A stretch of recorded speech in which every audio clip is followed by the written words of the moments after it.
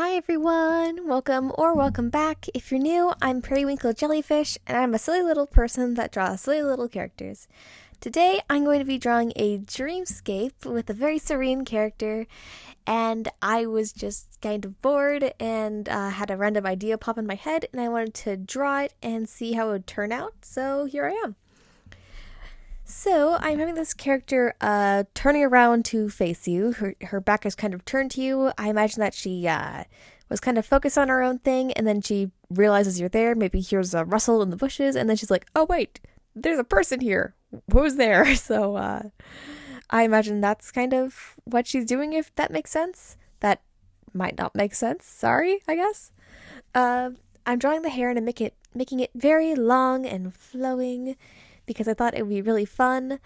I'm working on her eyelashes, and now I'm trying to give her a bit of a surprise expression because she did not expect to have company. Now I'm working on her dress. Lately I've been really liking see-through ribbons in clothing because I think it's really fashionable and just a fun aspect to character design. So I decided to add that, and I gave her a little head crown thingy. I gave it just a bunch of stars and then 5 little beads. I adjusted it a little bit, and then I worked on a little star that she is interacting with. The rough sketch looks a little bit crummy, but I promise it'll look better in its final product. I drew a little frog that is on a rock, and I made it so that she's sitting in shallow parts of a river, probably just, enjoying the stream. It probably feels really nice. Or maybe she just can't feel anything because she's in a dream. I don't know. I was trying to figure out if I should have some foliage kind of around the camera or the view. But in the end, I went against it, and I decided to keep on going with the rest of my my line art. Or begin the line art, rather. Okay. So I was having a little bit of trouble with the hands, trying to figure out how I wanted them to look. Lately I've been feeling like my hands aren't great lately, but I've also just not been feeling very confident about my art, which is just a thing that I personally need to work on. I think I might be getting a little bit better on that though. So yeah. I'm just trying to refine my confidence in drawing hands and find a way that's unique to myself and my own art style. Yay! I'll get there eventually. So, now I'm working on the hair, and in the rough sketch, it was fairly easy to work out how I wanted things to look. I just kind of put things in places and kind of was like, okay, I will figure out how this looks and how to make it look good later. But line art is the later, so then I actually have to lock in and figure out how I want this to, or how to make this look good. So I was, occasionally flipping in between the opacity of the rough sketch layer and then just the line art, so that I can see how just the line art looks, so that I can see what I'm doing. Now I'm working on that sleeve, and so far I'm really liking how this is going, and I'm feeling pretty good about it. So I'm continuing on with this. Now I'm adjusting her position a little bit. And now I'm working on her, the ripples around her dress in the river. Now I'm working on the beads on her crown and those little stars. While working on the line art, though, I decided to add butterflies into the rotation because I thought that it would be a really nice touch, and it'll add into something that I'm going to add near the end of the drawing. You'll see what I mean in a minute. So I wanted this character to appear to be very serene, gentle, and calm. I thought it would be a really fun thing to draw, and I thought it would be a nice, just fun thing to draw. I already said that. Oh, goodness. Brain fart. Okay. So I'm working on her eyes and that expression. Now I'm working on that little star. And now we can move on to, if I remember correctly, the background. Am I correct? Yes, I am correct. Okay, so I am drawing the ripples around her dress. I altered the line art of the hair a little bit and made the opacity lower, so I still remember the shape of the hair that I want, but I can just, it won't be that visible. I decided to change the frog because I felt like while I wanted to aim for a serene aesthetic, I still want my dreamscapes to be very strange and weird and not make any sense, and it was feeling like it was leaning too far into the serene aspect. So I made the frog just an eye frog to weirden things up a little bit. I remember after showing the line art to my mom, she mentioned that she was a bit confused on the frog at first because she couldn't tell if her glasses were weird or were acting a little bit weird, or if there actually was just a frog with a head instead of an eye, which is exactly what I was aiming for. I was aiming for weirdness in my art that is just subtle enough that you don't notice it at first glance, but then you question if your eyes are working correctly once you notice what's actually going on in the little details. And that's exactly what I'm aiming for in my dreamscapes, so the fact that she mentioned that made me really happy. So yippee! Now I'm working on the hair, I'm trying to color everything in, and now we move on to the streakies. You can see my color scheme in the background, and I wanted to stick to a mainly blue color palette for the hair. I'm working on the hair that's in the river now, and erasing the line art, and working on the rest of it. Now I'm working on some nice different colors and some variation in it. I was altering a few things and just going through things at my own little pace, having a good time. I wanted this drawing to have butterflies in the background. You'll see them in a few minutes.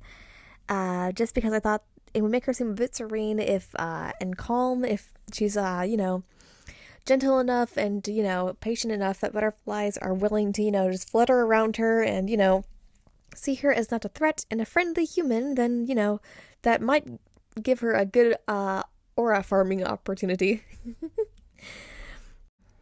Once I was done with coloring in the hair, I decided to make her dress a nice dark blue.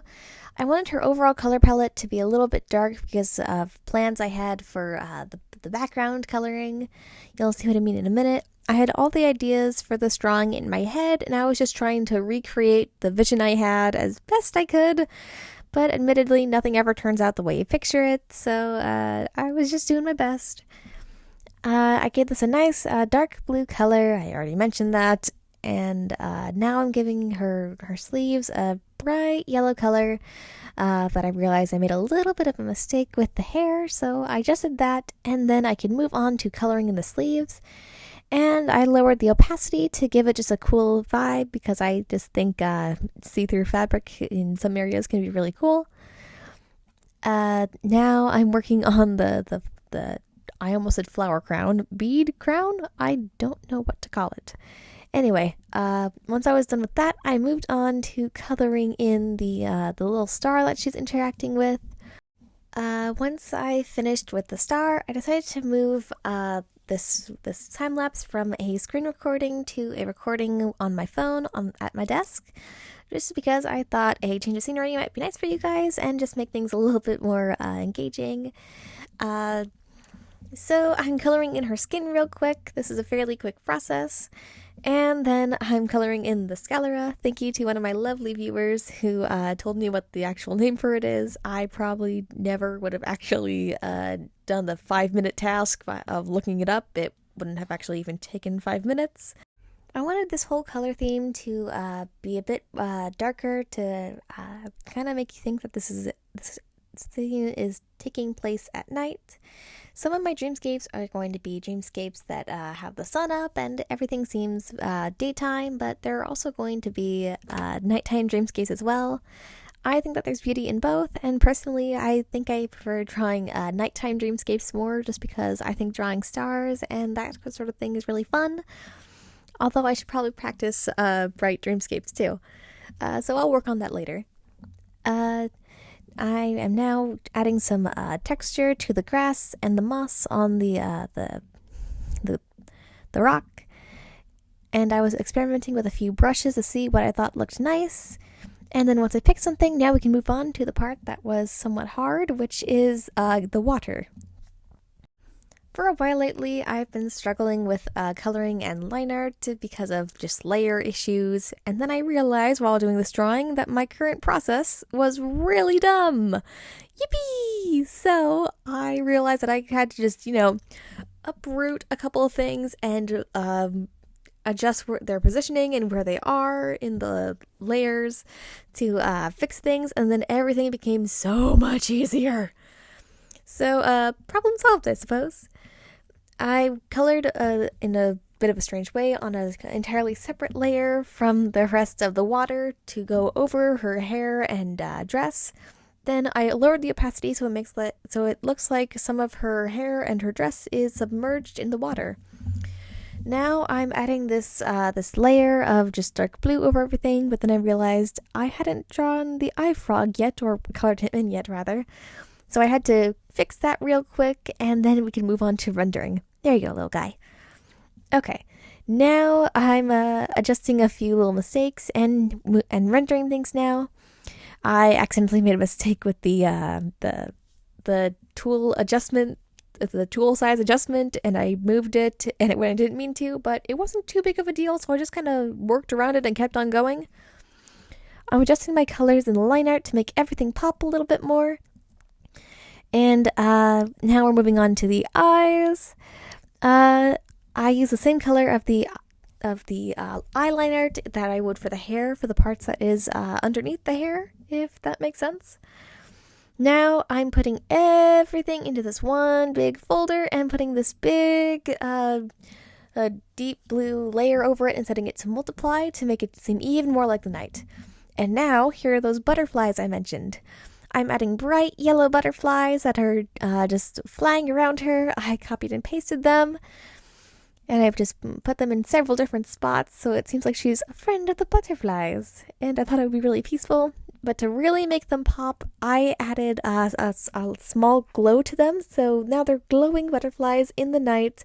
So now the yellow accents to her dress really seem to stand out and pop.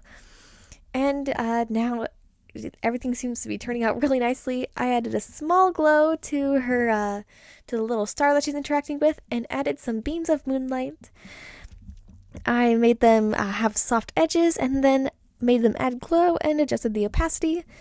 So now that we have a little bit more lighting, and here's the finished product.